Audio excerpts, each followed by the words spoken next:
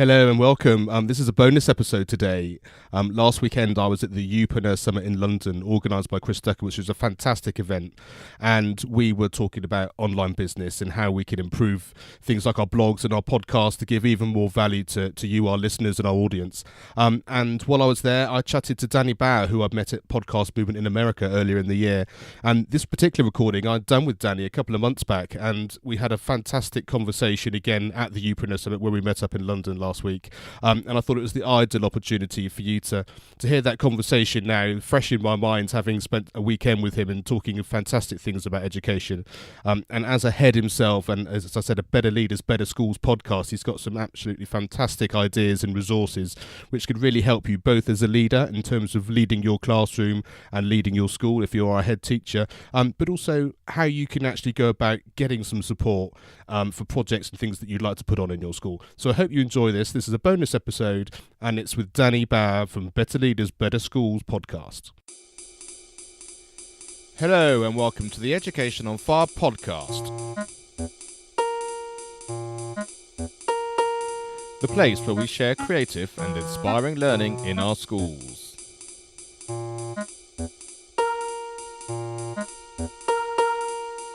Bonus episode number 49.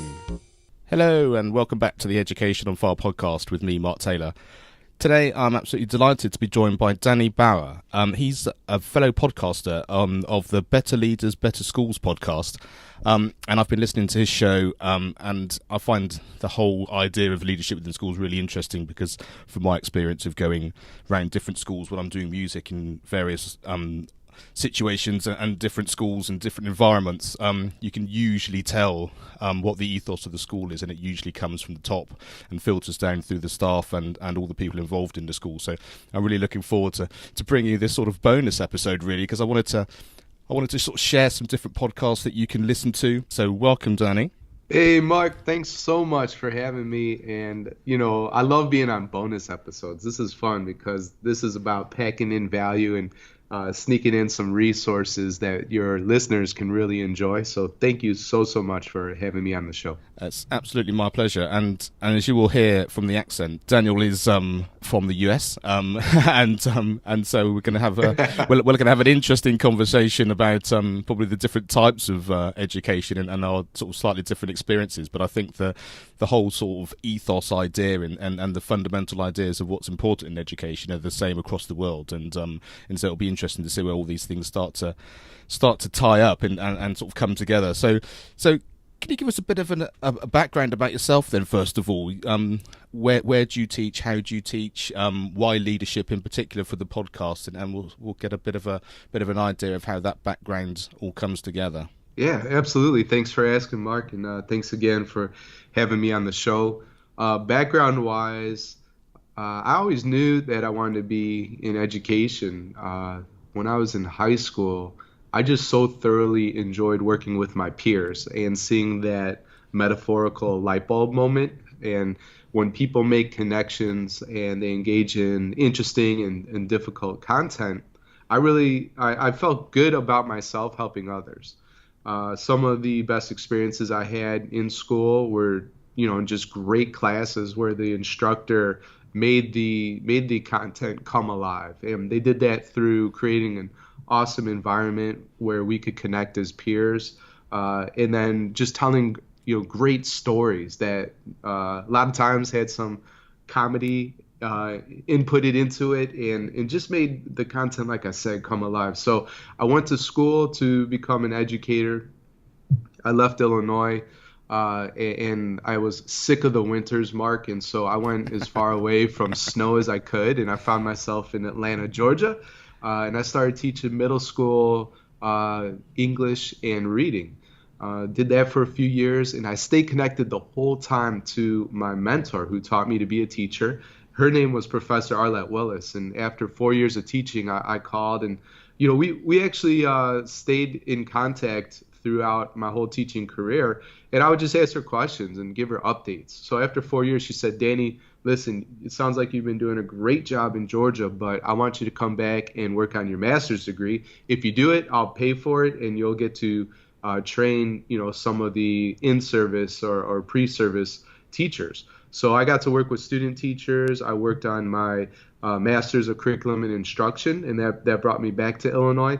And then I stuck around because after I finished my master's there in curriculum and instruction, I started teaching middle school in the Champaign-Urbana area. So I stayed there for a while, moved up to Chicago. I was teaching. I was an instructional coach. I worked at the district level and worked in, I don't know, 25 to 30 something schools, really supporting schools with a very specific program called AVID. And that was very much so like non-cognitive skills, like how do you stay organized? How do you take notes? What does it mean to ask good questions? So really, like, how do you become a learner, a better learner? And that could be transferred across really every class. So after that, moved into another teaching role that was pseudo teaching, pseudo admin. And then I became an assistant principal and did that for a number of years in Chicago. And then for some crazy reason, I said, hey, I'm sick of the snow again. And I moved down to Houston. I became a principal.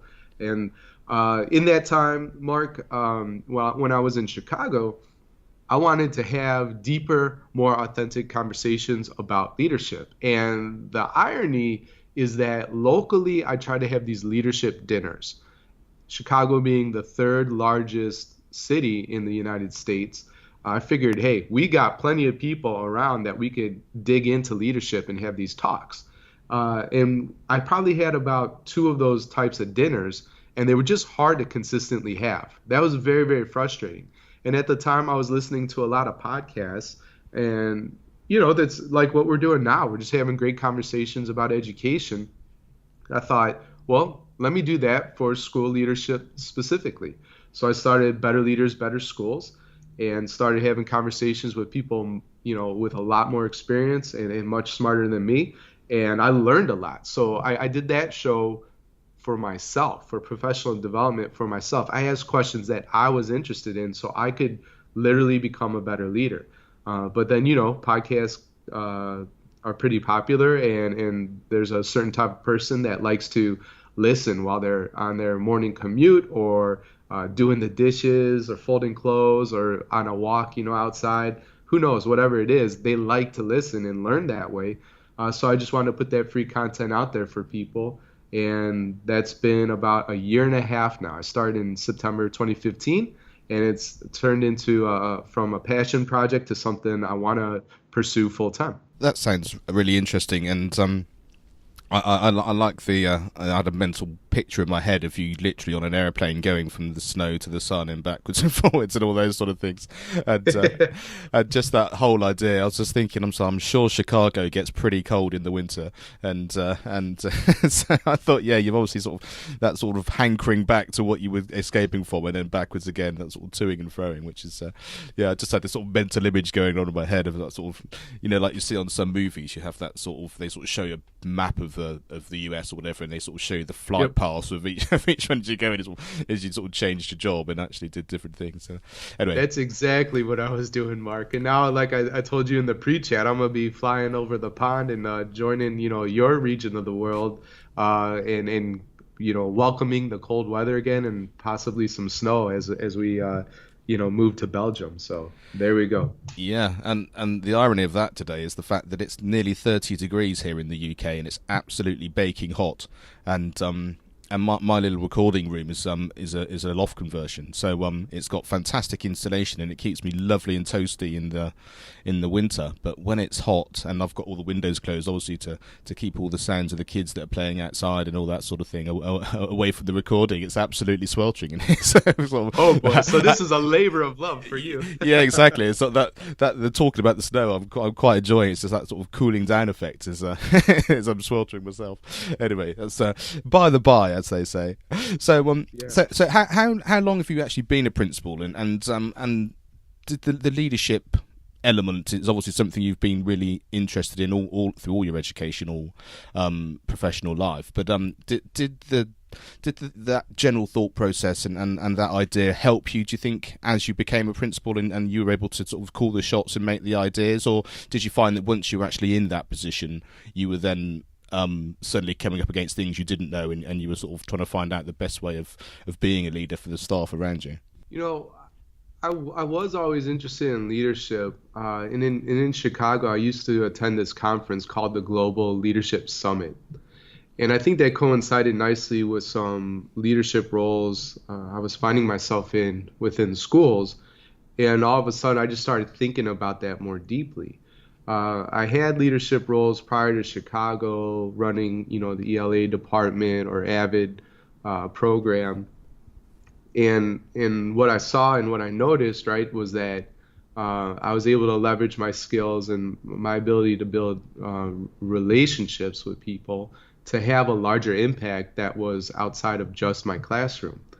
And as a teacher, I loved that part of my professional life. I saw it as an art form, connecting with kids, getting them interested in topics and ideas and content that they might not, necessarily want to engage in normally, right? And really just having fun. I wanted to inspire a love of learning, right? So sure, teaching English, teaching grammar, teaching reading, that was important in that moment.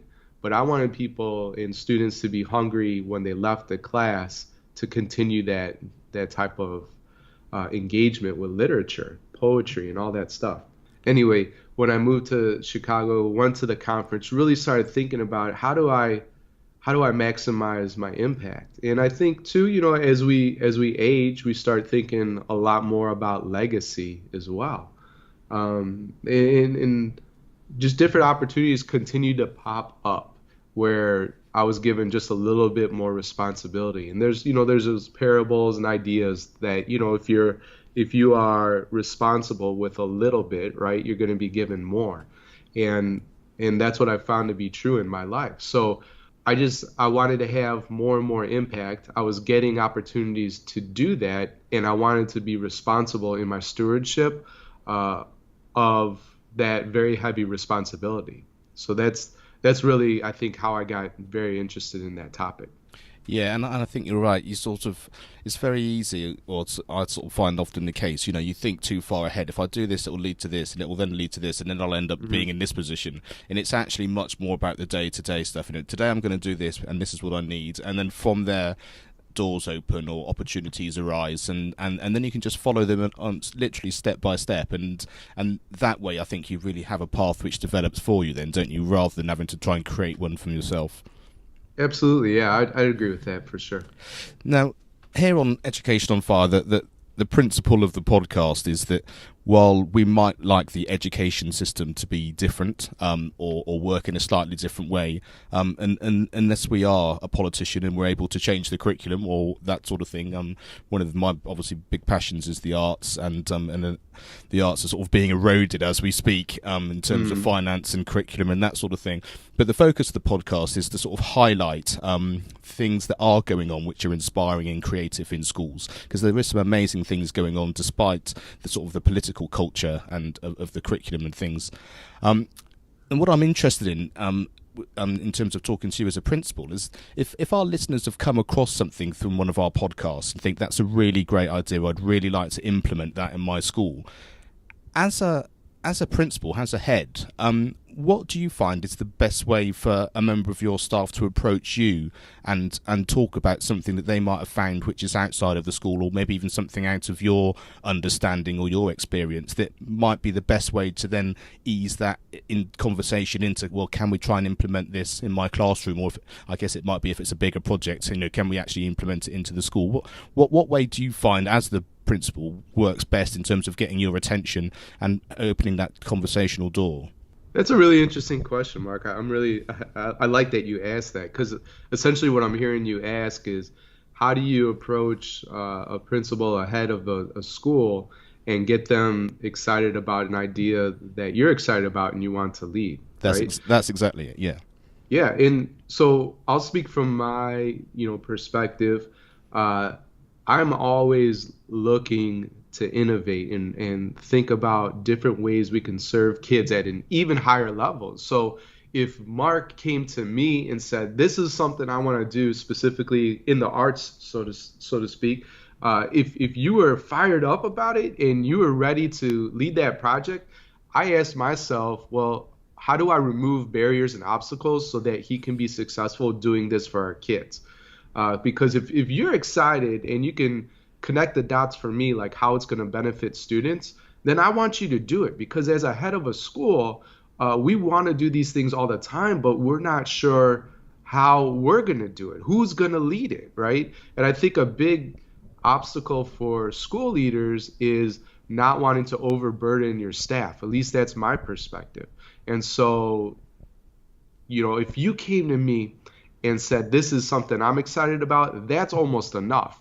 Again, I want to figure out, how do I get rid of barriers and obstacles? I want to know what kind of resources you'll need. So not only does the program need to be compelling or whatever you're trying to do, hopefully you've done your homework and could talk about, to run this program, we actually don't need anything but space and time and a place to meet. Or we're going to need instruments or paintbrushes and paint, whatever it is that you're doing. But do we have to buy anything for the project? So resources, the cost is something that I'm going to be thinking about as well, because funding, I'm sure is a struggle for every school, around the globe.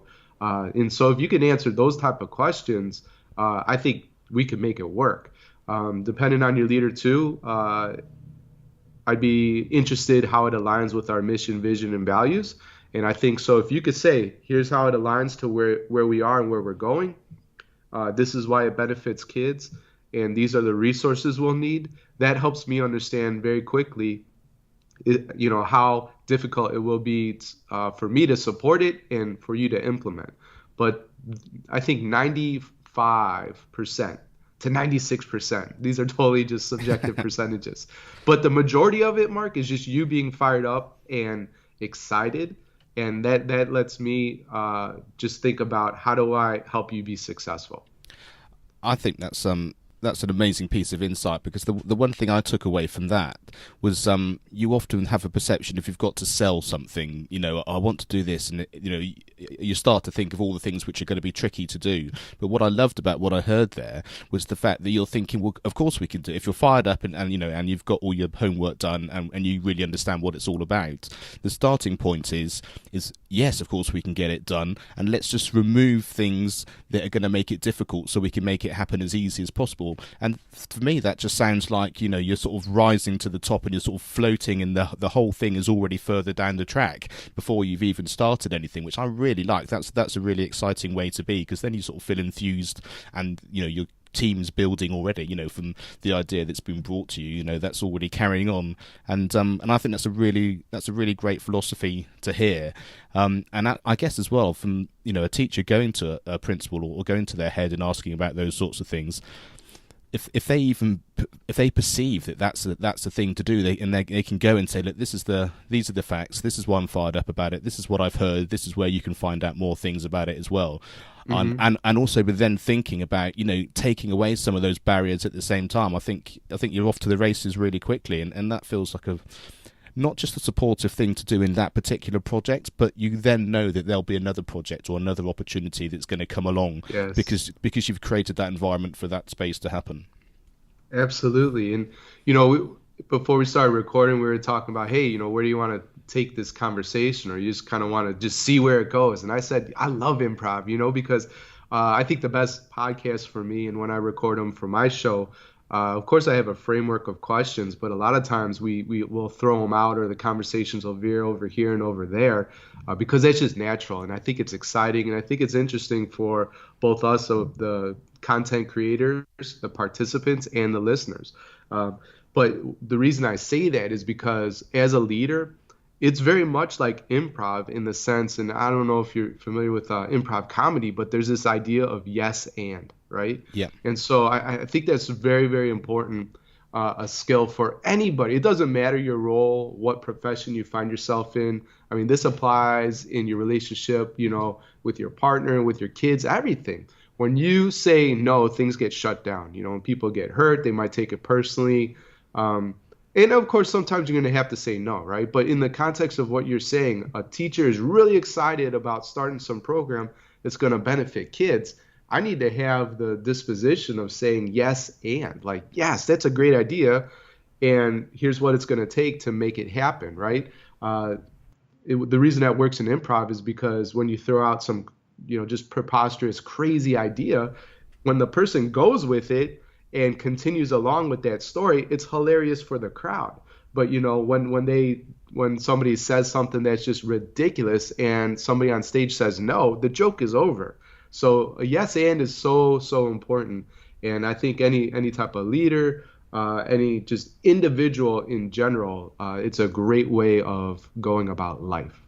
Yeah, and that's a really interesting thing. I was taking a music session last week, and one of the children put their hand up to answer one of the questions that I'd asked, and it wasn't directly answering what I'd asked, but it was kind of in the sphere of where I was heading, and I was able to, rather than just shut the door on the topic that had come up, I was able to steer it around and be able to get my answer that I needed, or the information to make sure they understood that what it was that we were trying to create, but at the same time keep their sort of bubble flying as it were, and just kind of, that's really great, I really love that, we're going to come back to that in just 1 second because I'm just going to be able to do this, and then you can come back and tell me some more, and it did seem to work, and I'm not sure I actually knew specifically that's what I was doing, but you managed to describe it in a really sort of eloquent way, that sort of yes and I think that's a really positive thing to take away. Actually, it's a really interesting thing because it's such an easy thing to remember and a thing to put into practice that you can just do it automatically, and I think, like I say, in so many different situations. Absolutely. I mean, in that situation, you invited the kid in. You didn't close the door or pop the bubble like you were talking about, and that kid now feels still connected to you and to the class. It's interesting. I mean, things could happen so quickly, and in that moment, when the student said, "Oh, I think it's like this," and if the teacher just says no, you know, that kid might not want to participate the rest of the year. Their interest and connection to school in general, like that moment could have changed that kid's life just by saying no.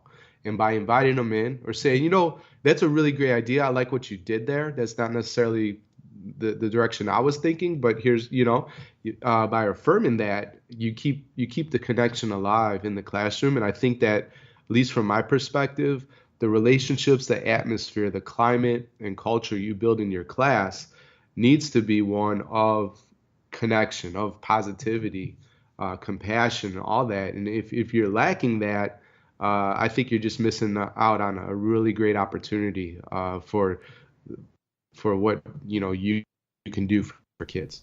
Yeah, I think that's right. And in one of my season 1 podcasts with Andrea, we talked about the power of words and what that means and how it works and how your tone and how your general demeanour of all that sort of your complete being can just help and support children in ways that you can never really understand, other than the fact that it works, and being aware of it and mindful of those sorts of things changes the whole environment of everything, and that's the thing. Those are the things that I like, because those things don't cost any money. Like you say, there are lots of schools that are struggling for within their budgets and all that sort of thing, but so much of what we can do and what we can improve and what we can support teachers with actually doesn't cost us anything. It's literally just there. It's just the way that we speak. It's the way that we are. It's our understanding of the journey that we're all on as we're learning. Because as every child is learning everything every day and growing. Certainly, as educators, I feel that I come away sometimes having learnt more than any of my students in any particular class, because you just go,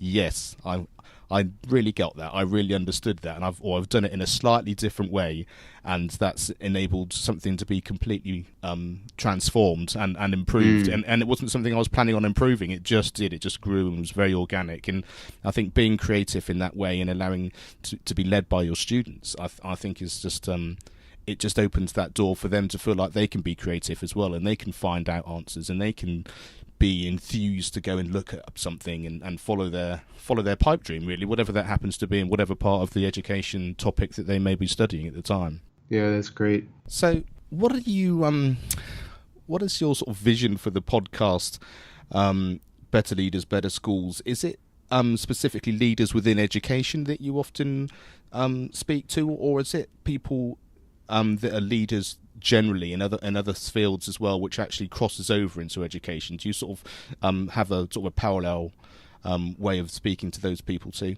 I think it works for any listener. At least that's what I've been told. When I started out, it was specifically geared towards school leaders. But to be honest, Mark, I think my favorite interviews are when I engage with people outside of the education industry. It's neat talking to those folks because I don't necessarily have a lot of understanding of what their day to day looks like, but I think leadership principles connect, no matter what situation you find yourself in. And it's a lot of fun just hearing, wow, like that strategy, I never even heard it. And how can we figure out how to apply that to the educational system?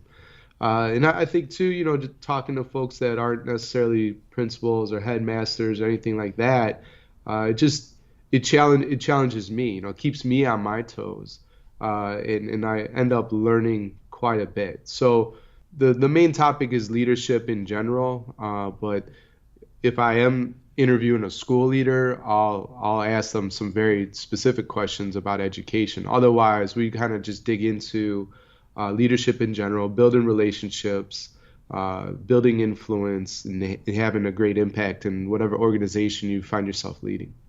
Yeah, and what I really like about the fact that it can be outside of the educational world is the fact that I do find sometimes that the education world can be quite structured and quite fixed, and it's because it's got all that history, and people learn in the same way now as they have done for many years, but all the way through history, certainly sort of from the Industrial Revolution on, that sort of fixed way of learning within the structure. And I know for a fact from people that I've chatted to that businesses and the working world outside of education are crying out for creative people, and they're saying, we want people not just with great academic results and study behind them. We want people to find answers for questions that we don't know we even know we're going to ask yet.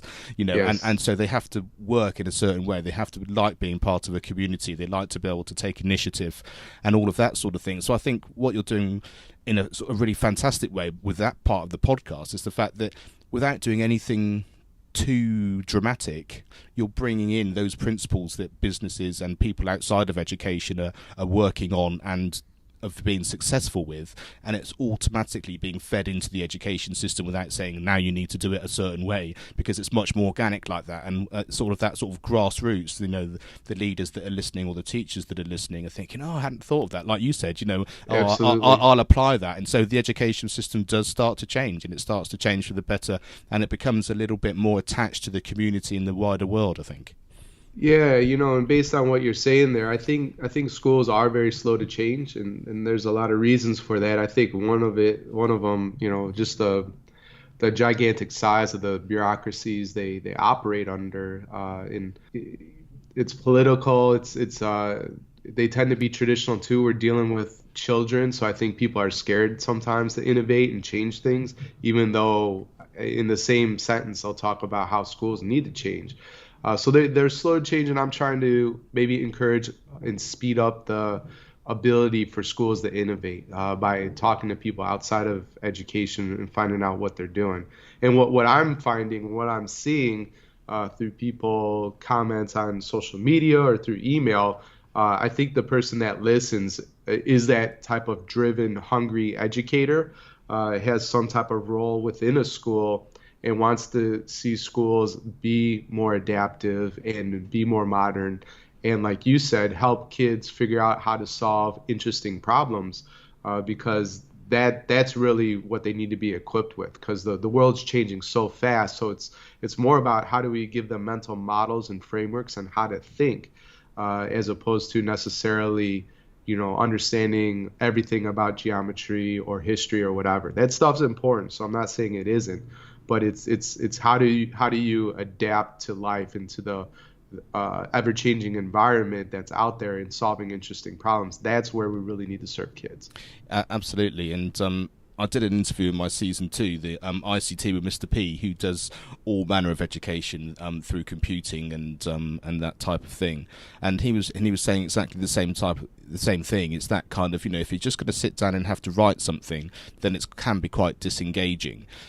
All of a sudden it was, can you write a piece for our school blog, and we'll write it about somebody that we know, and then through the blog they're actually doing their writing. It's very creative, they're very enthused because it's suddenly going to be published, and then all of a sudden the topic they were talking about, someone that's read the blog that they didn't know suddenly gets in contact, and there's interaction, or it might have been about an author or a book that they've read, and then the actual author gets in contact, and all of a sudden all the dots start to join up, and that you can just tell that the whole atmosphere of that learning process is completely different than now we're going to sit down and do some English. And absolutely, and it really can be, well, it's that simple when you do it, but it is the ethos of what you're trying to create and the environment that you're creating it in, isn't it? That's the bit that you can change. And like you say, it's still English in that scenario. It's still curriculum based. It's still giving the kids the academic side of things they need. It's just changing that perspective into a more creative understanding that we can do the same thing in the same environment but get different results. And that really comes from how enthused everyone is who's involved in the project or the piece of work that you're doing. It's authentic, Mark. It's authentic, and it's a different type of platform. It's public, and what you just said there at the end too, it's everyone involved. So it's no longer just this student or these group of students working together and the teacher. You're inviting people into a discussion that now is a lot more local, maybe regional, potentially even global, right? And that's the world we live in.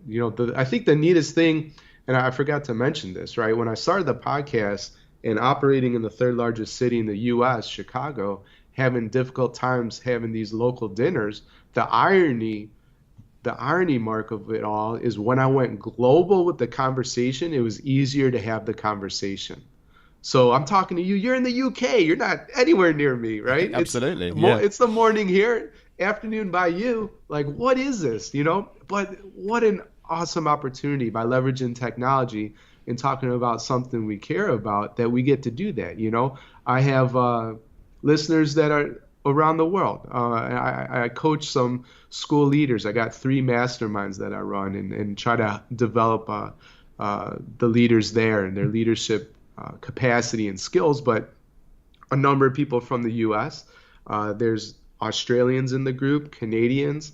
There's a wait list to get in, and there's people on the list from China. Like, this is fantastic. Like, I never imagined that I was going to be able to build friendships and interact and impact leaders from literally around the world just by starting a podcast. It's awesome. And that story you talked about, and they're just creating something on the blog. They are now out of the classroom. It's authentic. It's public. And it's inviting a lot more people into the conversation. That's exactly right, and it really is. It's the embracing the technology in that positive way, isn't it? It just, like you say, it opens up everything to the whole world, and it's a bit like the great use of social media. Being involved in whether it's a Facebook group or following people on Twitter who've just got some great ideas, and that quick interaction or that quick question just means that you're not constrained to the 4 walls of your classroom or the school gate, that you've got options and ideas that can come to you from everywhere. And the more you immerse yourself in these conversations and listening to different podcasts and following these different people in different social media, the more you grow, and from there the ideas just spark, and I think it's that 2-way conversation which just is an exciting way of knowing that things can change quite quickly, and we can adapt even quicker. Couldn't agree more. That's well said. So can you, just as we sort of start to wind up, as well as the podcast, and you said you've got some mastermind stuff, what else do you have on your website? What other things can I tell some of the listeners, or you can tell the listeners about, that can give them some support and some extra value? Yeah, so the podcast comes out weekly, and that's of course free. You can get that at betterleadersbetterschools.com, or your favorite podcast distributor, whether that's iTunes or Google Play, whatever you listen to. So that's there. I had the blueprint for school success, and that's a free download, so you could get that off the website. I have something, you talked about the power of words. So I have a free download too called the 15 Phrases of Effective School Leaders. If you find yourself in a leadership role within the school formally as a principal or a head, that'll benefit you. If you are leading your classroom, it's going to benefit you as well, because it's just about talking people, and how do you build strong relationships. So some of the phrases you might not have ever heard, some are probably pretty common sense. But they're helpful reminders. I've had people write to me and say, you know what, I downloaded that and I taped it up to my bathroom mirror.